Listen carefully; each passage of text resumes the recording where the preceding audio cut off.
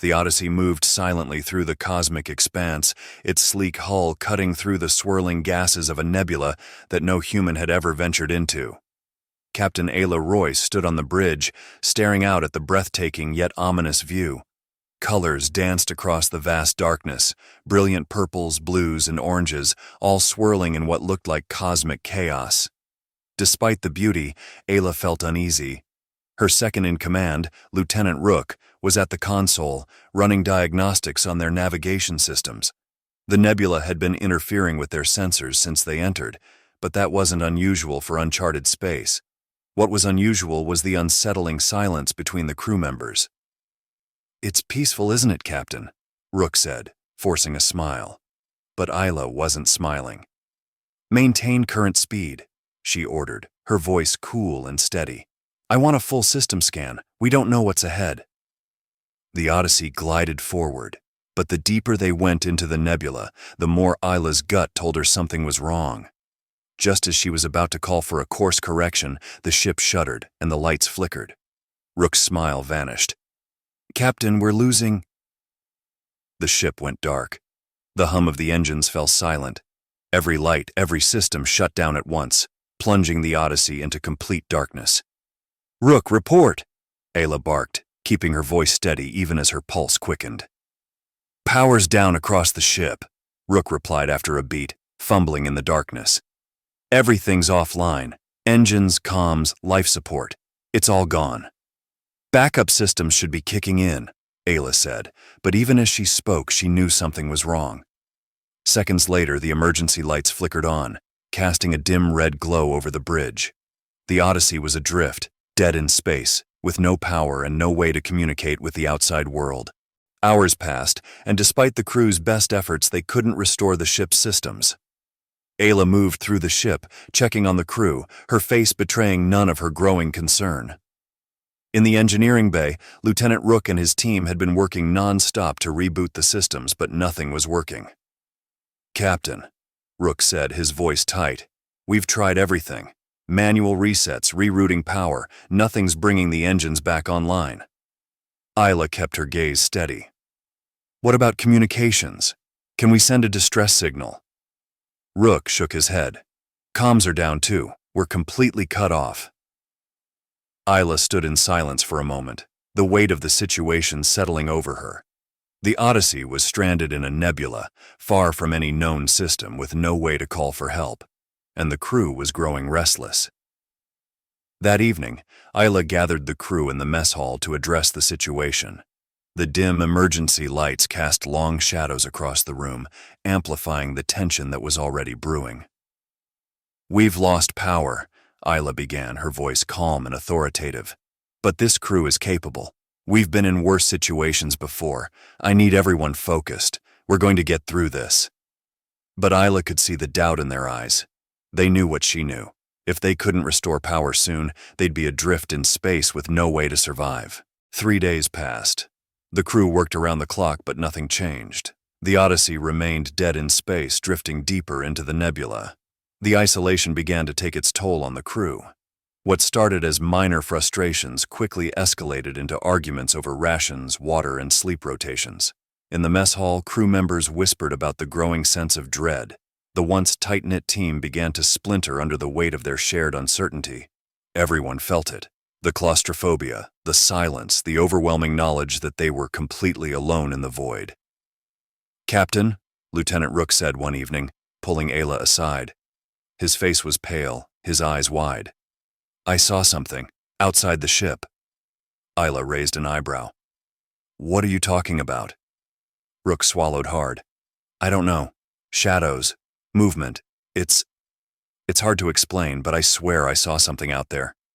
"Stress," Ayla said, but even as she spoke, she couldn't shake the feeling that Rook wasn't entirely wrong.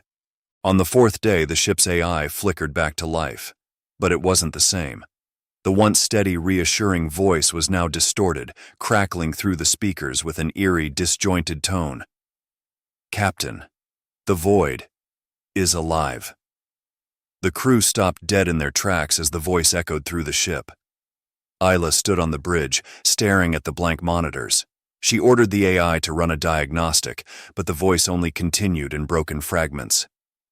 You are not alone. The void knows you. Ayla clenched her jaw. Shut it down. But the AI's warnings had already rattled the crew. Whispers began circulating about what was really happening in the nebula. Some believed the nebula was more than just a cloud of gas. It was alive, watching them, playing with their minds. And the hallucinations started. Lieutenant Rook's paranoia grew worse with each passing day. He became convinced that they were being watched, not just by the nebula, but by something inside the ship. He started pacing the corridors late at night, muttering to himself about the shadows, about the eyes he felt on him. It's the AI, he told Ayla one morning, his eyes wide with fear. It's infected. It's changing. It's watching us, Captain. We need to shut it down completely. Ayla tried to keep him calm, but Rook wasn't the only one starting to unravel. Crew members were seeing things, figures in the corners of their vision, whispers that echoed through the hallways when no one was there. The air itself felt heavy, oppressive, as if the ship was closing in on them. A week passed and the Odyssey's situation had grown critical. Oxygen levels were dropping and the crew was on edge. The emergency rations were running low, and with no communication, hope of a rescue was fading. Ayla gathered the remaining crew in the mess hall. We're out of time, she said, her voice firm. We have one last option. We reroute all remaining power into the thrusters and try to push ourselves toward the nearest star system. It's too risky, one of the engineers said, his voice shaking. We could blow the whole ship. Or we could drift here until we suffocate, Ayla replied. This is our only chance. There was silence, but eventually the crew nodded in agreement. They had no other choice. As the crew worked to reroute the power, the AI crackled back to life once again, its voice more ominous than ever. Captain, you cannot escape the void. Ayla's hands tightened on the console, but she ignored the AI's warning. She couldn't let it get to her. Not now. With a final push, the crew activated the thrusters.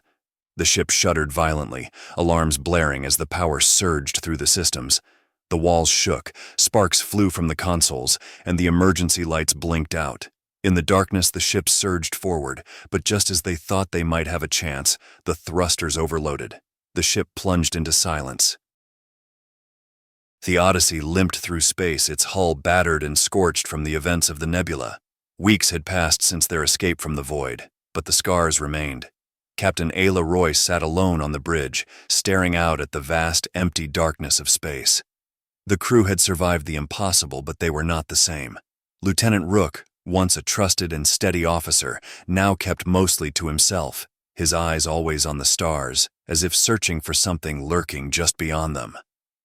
The rest of the crew carried a quiet tension, the weight of what they had endured in the void never far from their thoughts. Despite their close call, the Odyssey had a mission to continue. They were explorers, after all. And Ayla knew they had to press on. A mysterious signal had been detected, a faint rhythmic pulse coming from a distant region of space, beyond even the farthest reaches of their star maps. It was unlike anything they'd encountered before, and its origin was unknown. Captain, we're approaching the coordinates, Rook said, his voice flat. His paranoia hadn't faded since their time in the nebula, but he was trying to keep it together. Ayla nodded, her gaze fixed on the glowing panel. Bring us in slow. The signal grew stronger as they approached the region of space, its rhythm more insistent now, like a beacon calling out to them. But as they drew closer, Ayla felt that familiar sense of dread creeping up her spine, the same feeling she had in the nebula. Something wasn't right. The Odyssey entered a strange and foreboding region of space. The stars themselves seemed distant, their light dimmed by a blackness that swallowed everything. And then they saw it. A massive black hole, surrounded by swirling tendrils of dark energy. It was an anomaly unlike anything they had seen before. Captain, I'm detecting several objects, Rook said, his voice shaking. Ships, dozens of them, all trapped near the event horizon. Ayla narrowed her eyes. Pioneer ships? Some of them, yes, Rook replied, his fingers flying over the console. But others, alien vessels. We're seeing signatures we've never encountered before. The black hole was more than just a cosmic phenomenon. It was a graveyard, a place where ships from across the galaxy had come to rest, frozen in time just beyond the event horizon. The anomaly seemed to pulse with energy, and at its center was the source of the signal, a faint, rhythmic heartbeat like a call from beyond the stars. Isla's hands gripped the console. "Send a probe in. I want to know what we're dealing with." The probe launched from the Odyssey's bay, disappearing into the darkness of the black hole. The crew held their breath as the data streamed back to the ship, the probe's sensors painting a picture of what lay inside. The readings were unlike anything they had ever seen. Ships, human and alien alike, were trapped in the event horizon, suspended in time.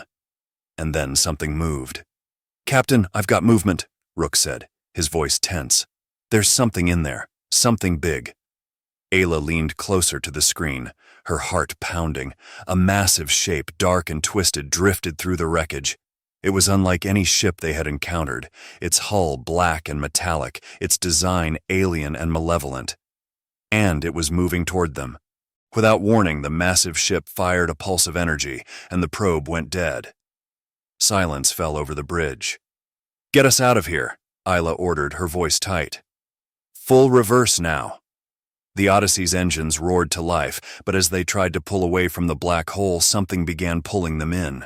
The ship shuddered violently, alarms blaring as the gravitational pull of the anomaly intensified.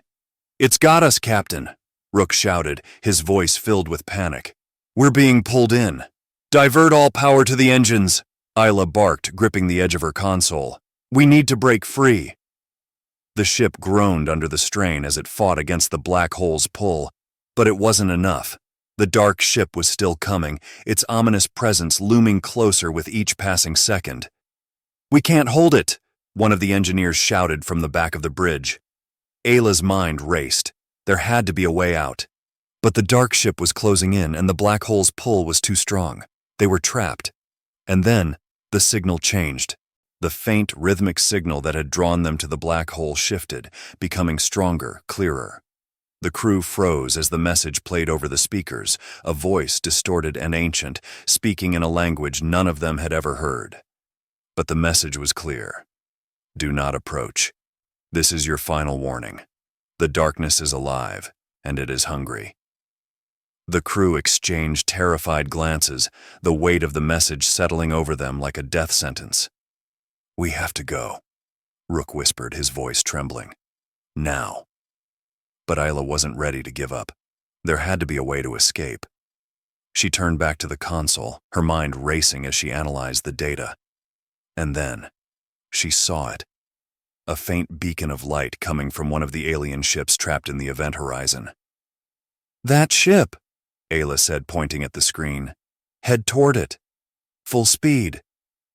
Rook hesitated for a moment, but then nodded. "Aye, Captain." The Odyssey surged forward, engines straining against the pull of the black hole as it moved toward the alien vessel. The dark ship followed, closing the distance between them. But as they neared the alien ship, something incredible happened. The blackness around them seemed to recede. The dark ship faltered, its movements slowing as if it were being held back by an invisible force.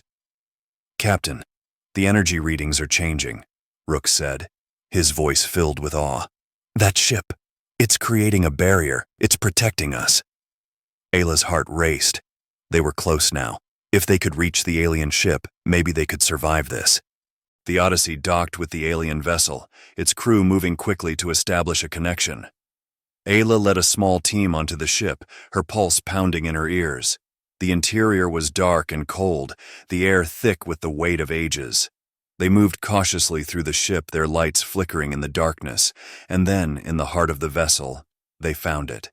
A massive chamber, its walls covered in glowing symbols. In the center of the chamber stood a figure, a humanoid being encased in an intricate suit of armor, its eyes glowing with a soft blue light.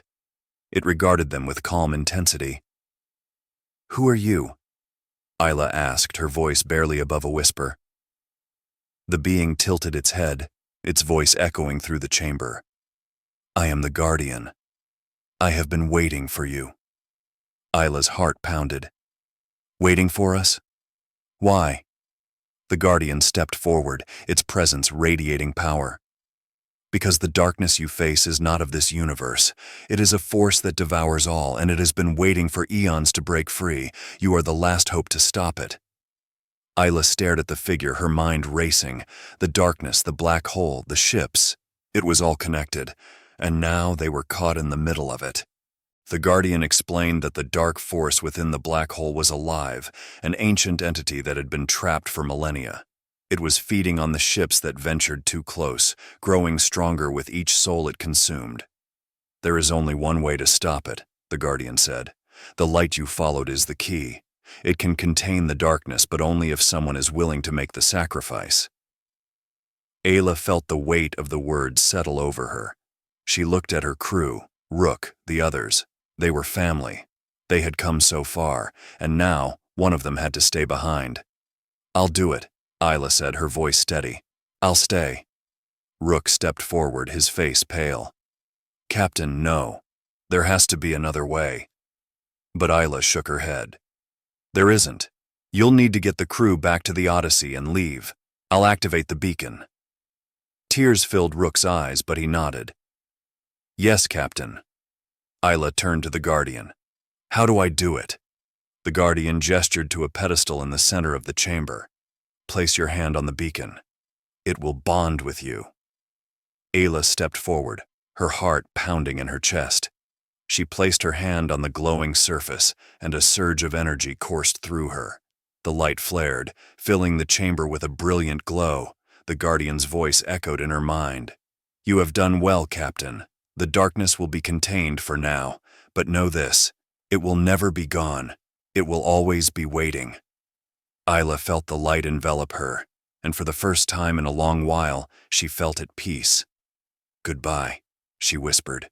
And then, the light consumed her. Back on the Odyssey, Rook watched as the alien ship disappeared into the event horizon, taking Ayla with it. The darkness receded, the threat gone. For now. But Rook knew that Ayla's sacrifice had saved them all. As the Odyssey turned away from the black hole, Rook made a silent promise to himself. He would make sure that Ayla's story was never forgotten. The stars were vast and full of danger, but they were also full of hope. And somewhere out there, Captain Ayla Royce would always be watching over them. Thank you for watching.